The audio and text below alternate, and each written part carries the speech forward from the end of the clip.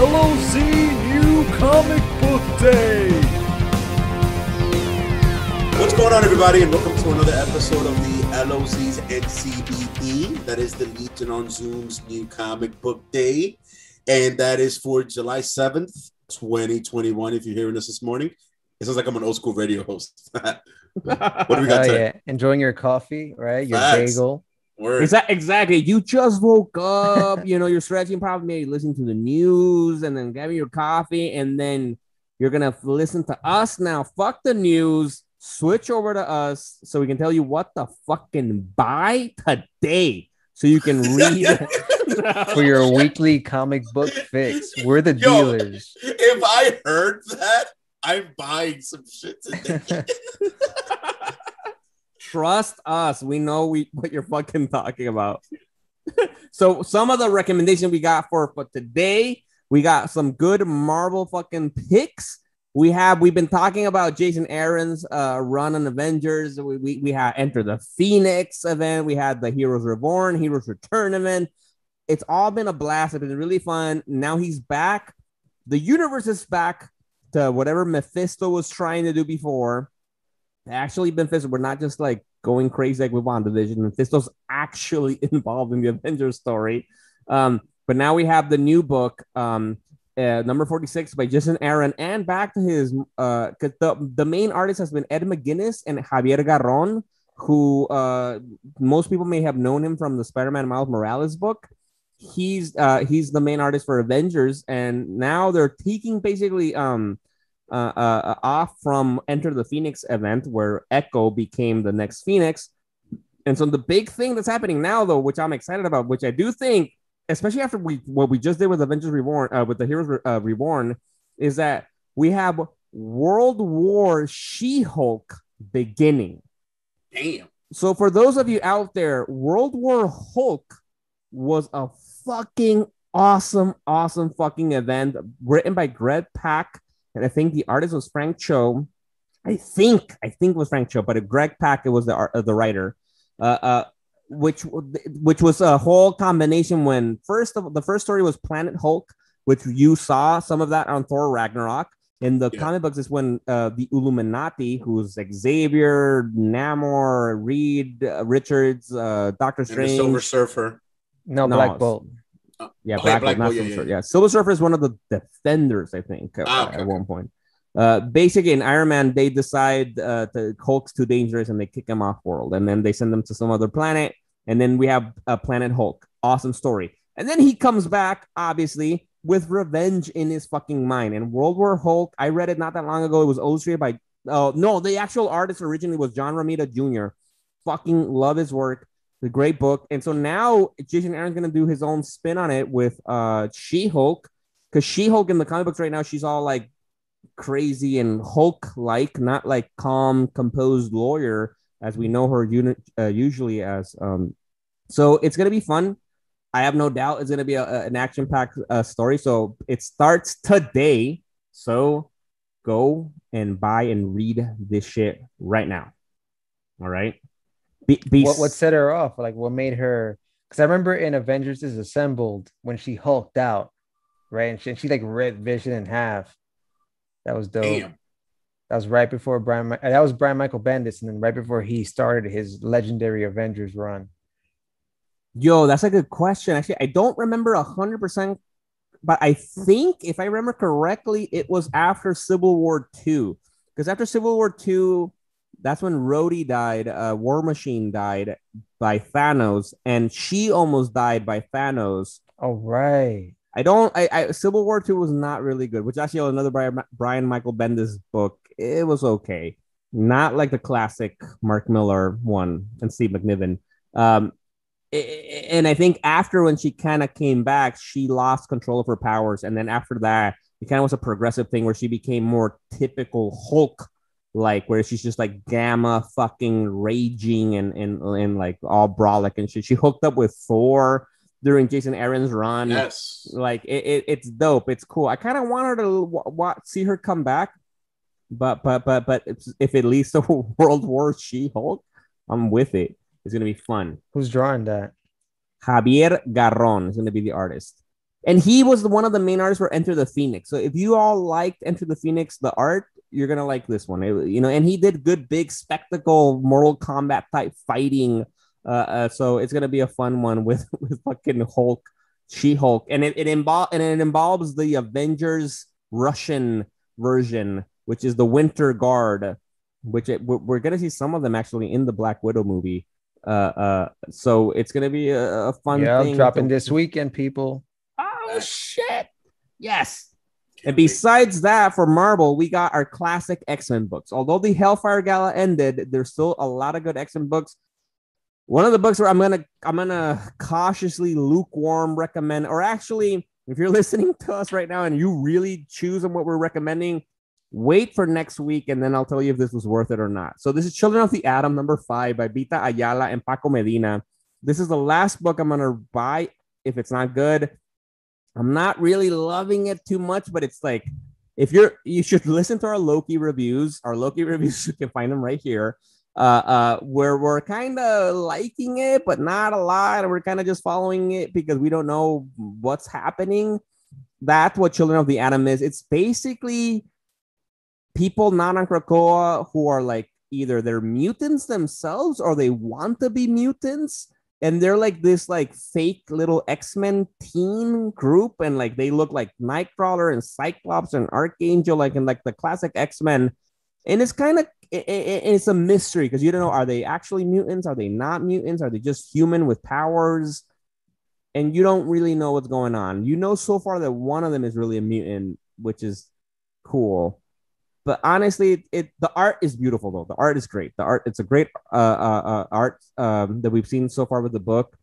And now Paco Medina is the next artist that's been on the book for the last few issues, and he's a great artist. I loved him on Nova. But it's like, the story's like, it's like, I don't know. Like, I'm not so, I don't know why, but it's loosely involved with the X-Men. So the X-Men make cameos. So it's kind of cool like that, but it's like, I don't, and they believe they're mutants. The kids believe they're mutants, and they try to go to Krakoa, and they walk through the gates to Krakoa, and they can't go through.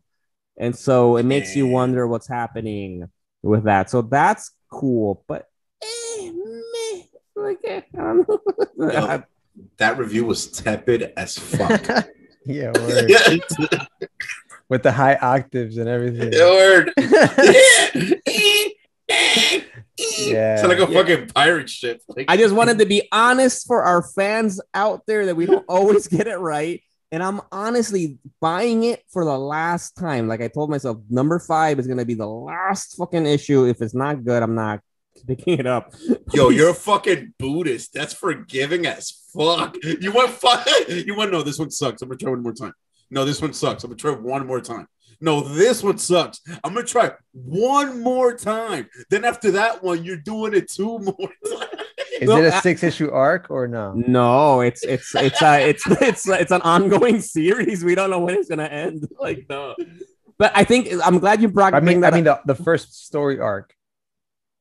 How many issues? Maybe I don't know. They don't tell us. But the main still arc hasn't ended. So if it doesn't end after 5, and if 5 isn't a good one, I don't care how it ends. I'll find out eventually. Like, it's like those poor kids. But I'm glad you mentioned that, because that's not how I go for every book though. Because for instance, I think a while back we might have recommended X Corp #1. Yeah. I read X Corp #1, hated it. Never bought it again. I'm not.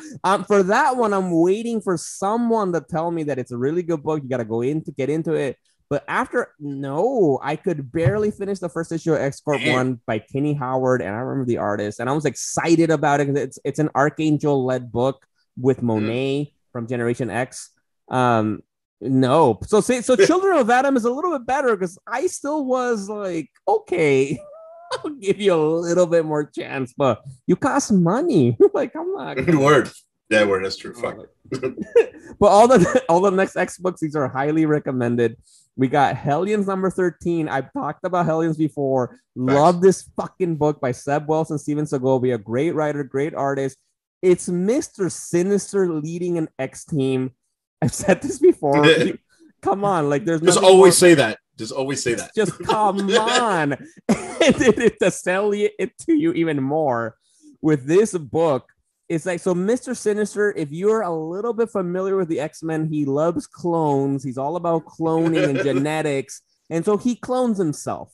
All right. So he's had a lot of versions of himself. There was an X-Men run by Al Ewing, was it? I don't remember who it was, who had a lot of Sinister clones. And what happened is that in a recent big event, X of Swords, 10 of Swords, that we reviewed, I don't remember when, Mr. Sinister sent a clone of himself to this other dimension, other world, to obviously for his own needs. And when the Sinister came back, he tried to kill him or something. If I remember correctly, something like that. It was like that, like he killed him. But the point is, he's not dead.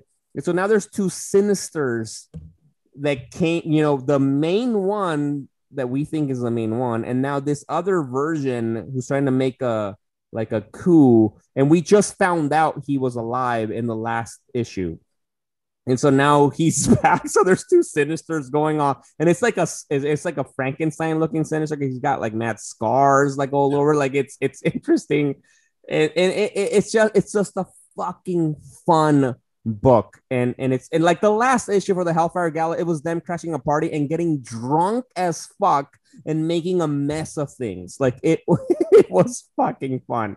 So I highly recommend Hellions. It's a Sinister led book. Come on, you gotta love this.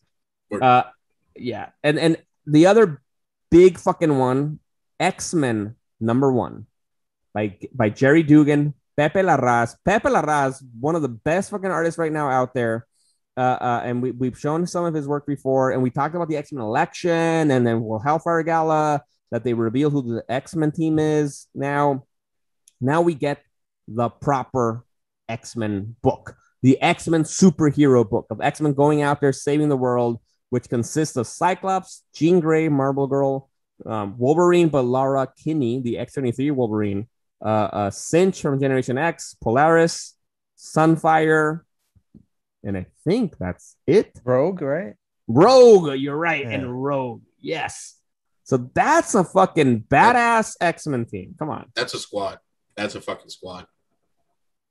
And the last we saw them was for the Hellfire Gala event for Marauders, where they got, the X-Men book, where they got introduced as the X-Men that was elected by the Krakoan mutants there. And so that's cool. What's exciting to see is how it relates to how the Hellfire Gala ended, because spoiler alert for people I think out there, and we talked a little bit about this on chat from this week's from past weeks, not this week. So today is July 7th. That we got that at the end of the Hellfire Gala, we were talking about how Magneto were trying to make peace with Wanda, who's not a mutant. And we're going to get the trial of Magneto starting the following week, I think, or no, next month in August. Apparently Wanda for fucking WandaVision, the Scarlet Witch, is murdered at the Hellfire Gala. Yeah. So it's like, come on, if the X-Men are not going to be involved in this, like, what the fuck are you doing, X-Men? Like, come on, they have to talk about this in the first issue. They have to. And that's why I had asked you in our chat if like all this crazy shit going with the X-Men is connected, because like it's a lot. Yes, exactly, and it is, and it has to be connected, because I think that's the benefits of the current X-Men world is that there's always been editors that are in charge of certain in Marvel. So now talking about like the thing behind the like the curtain, the master behind the curtain, like the Oz shit, right?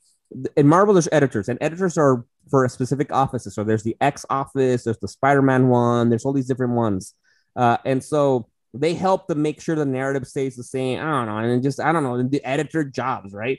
But besides that, within now, for the first time ever, we have Jonathan Hickman, who wrote the main X-Men book for the last year and change, who did the new restructuring with the House of X and Powers of 10 books and the main events. He's now the head of X.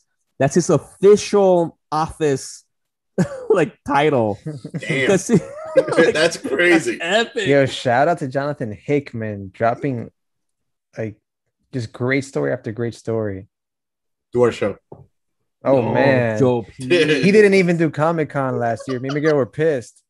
2 years ago. 2 years ago. Yeah, my God. They asked him. He was like, nah. Nah, he's the man though. Like his Avengers run was really good, and his independent stuff is amazing. Yes, exactly. No, and his Fantastic Four stuff was incredible. Like all of this, that's all how of this it started. Yeah.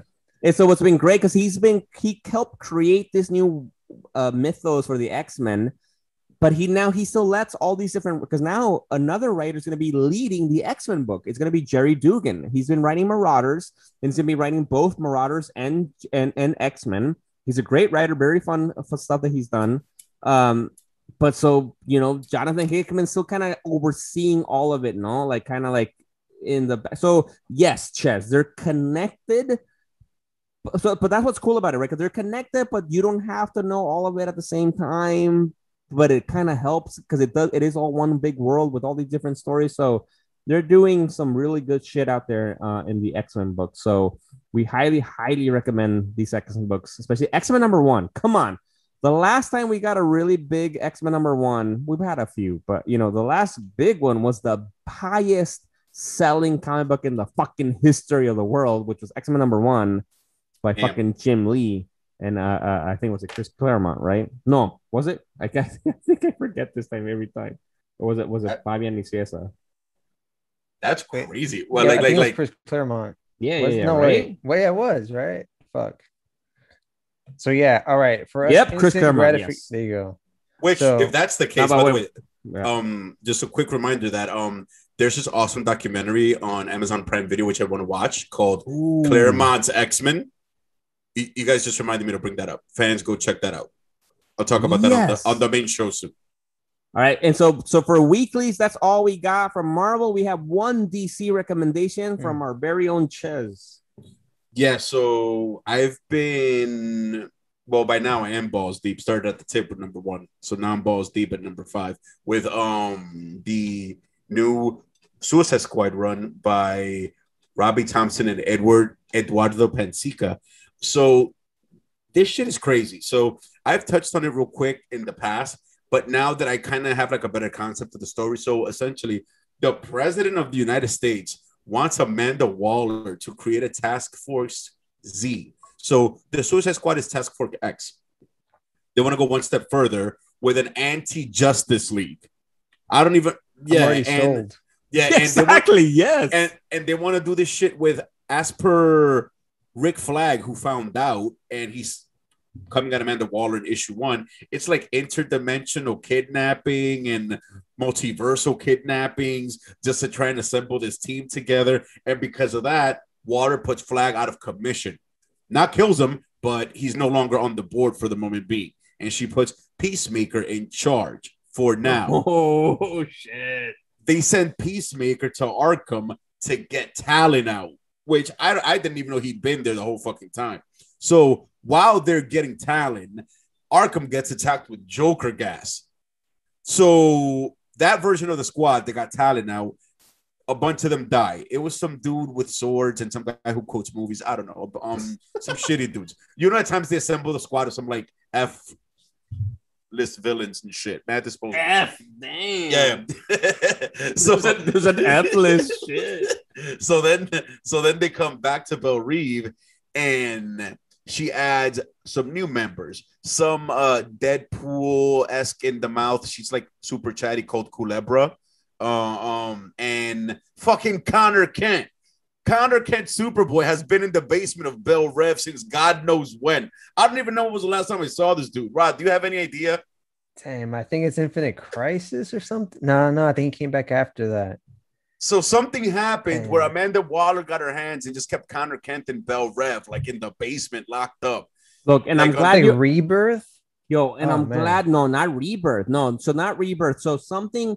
So this is the part I'm glad you bring this because I'm a little bit confused because like I think Superboy in New 52 we didn't get a Superboy at all in the New 52 because exactly you're right because like what was the Crisis before the New 52 before Flashpoint like it was that was Flashpoint was the Crisis yeah no but I mean the actual Crisis event Infinite right because that's what isn't that when Superboy dies fighting Superboy Prime or something like that. So. Isn't that Grant Morrison? So. Right? I don't know. Listen, I don't know what happened, but he's been in the basement. Final Crisis. Final Crisis, right? Exactly. Because what I'm confused because now in the comic books now we also have Superboy, the proper clone Superboy from back the Reign of the Supermen, the old school one with the cool fucking leather, very 90s look, but it looks fucking cool, fucking costume. He's back now in Young Justice, which is written by Brian Michael Bendis, or was written by him. And he's back now, and apparently it's like something similar to Wally West in the Flash, that because they weren't seen after the New 52, and so and Wally West was like, because I was taken by basically Dr. Manhattan, a similar case with Connor, but so now I don't know, but now we have these two ones. We have Connor Kent in Suicide Squad that looks like Connor Kent from Young Justice, and like, is that the same Connor Kent that looks with the like leather shirt and that kind of stuff from Superman? Is that the same one, or are they different clones? Like, I can't keep track of this multiverse shit.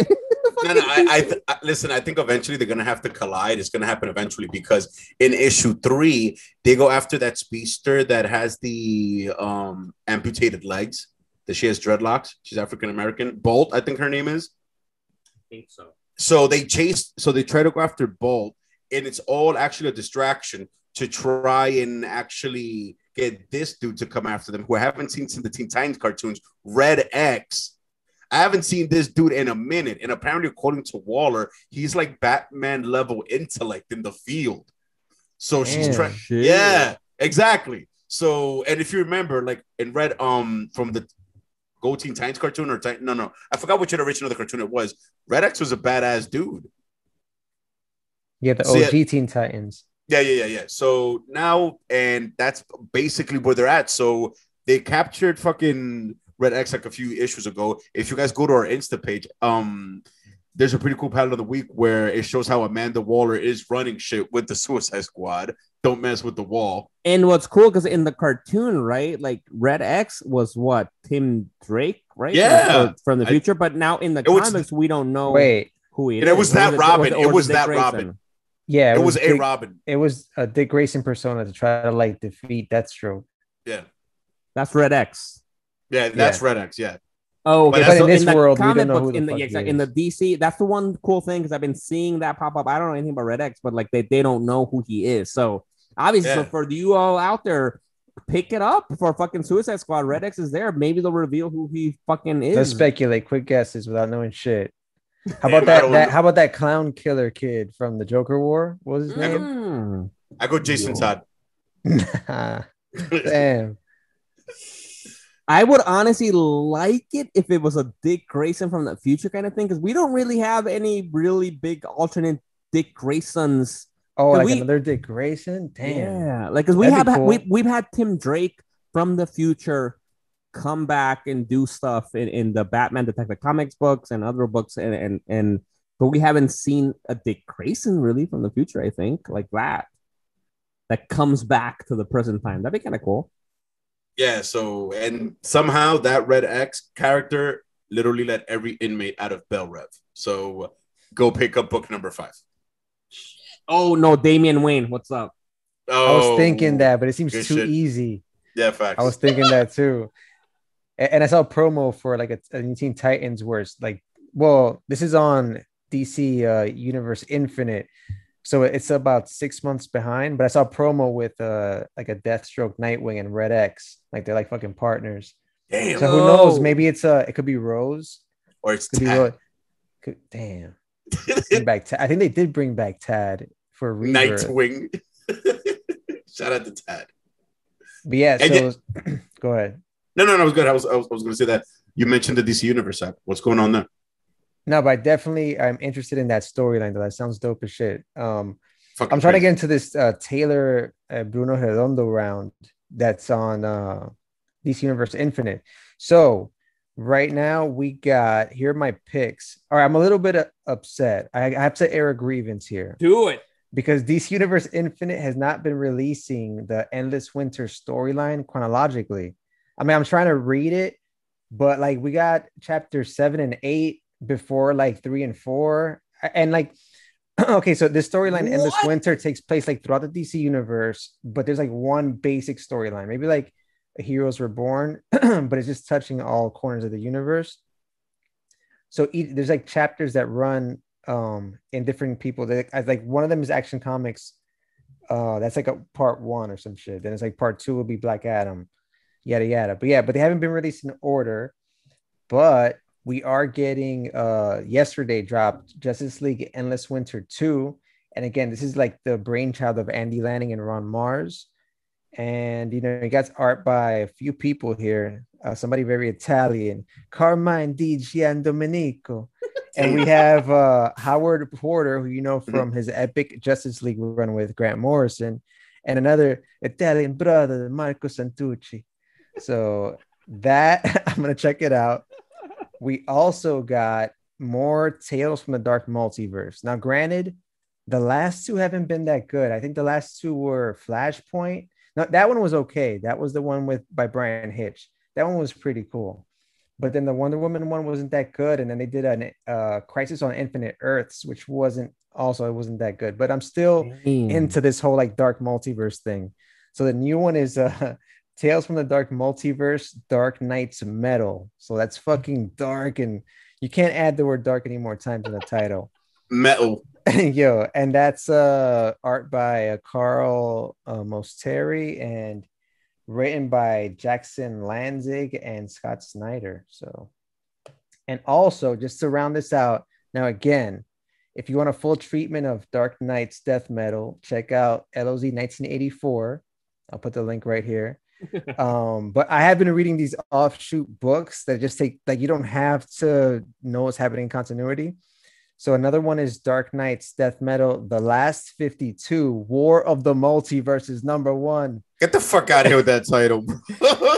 Art by Dexter Soy, Aletha Martinez, and Alex Maleev, who we've spoken about in the past. Hell yes. Written by Che Grayson, I'm not making that up, and Scott Snyder. So I just like these, like, I just like the whole, like, Scott Snyder's, I guess, his whole Dark Knights theme, right? Because that's like his big DC story epic.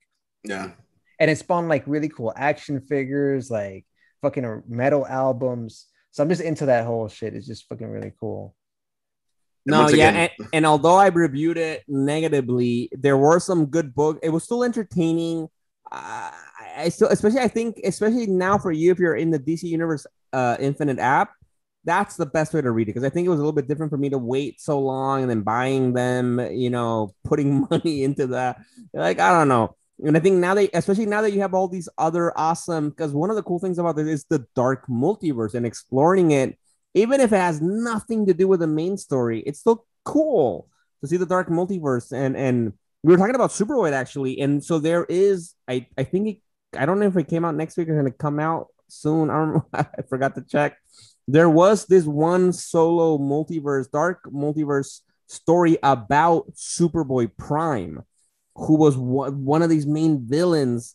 But like, there was this one story about him that is just beautiful. It's a really good story, almost a redemption story, because he is Clark Kent, right? He's still Superboy. I didn't see that coming. And it's about him kind of like dealing with the fucking end of the fucking universe, multiverse, and like, it's a really good story, like, and it's just fun, and which has nothing to do with the main story. Like, he kind of is involved. If you're reading the main Dark Knight's Death Metal story, he's kind of involved a little bit, but not too much. And so that's what's cool about this. So for example, like, right, so like Rod and I may say like, oh, we don't really like this story, but you might be such a fucking, I don't know, Flash fan or Black Adam fan, or I don't know what it is, that you love this fucking multiverse version of it.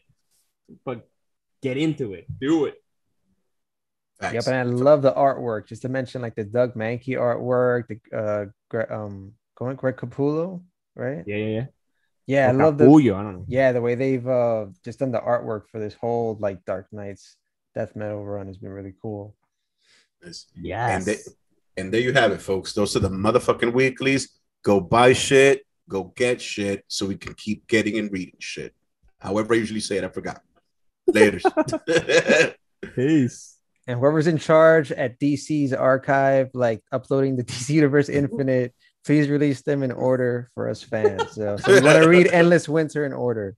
And I'm Rod. Peace out. Yo, exactly. Fans out there, if you're listening to us right now, go on Twitter. We're posting about this right now. Retweet this. Get us out there so we can fucking have the DC Universe Infinite people doing it accordingly. Come on, because we know there's just one person in some kind of basement dungeon scanning all the comic books. Word. It's a teenager just fucking drinking Starbucks all day.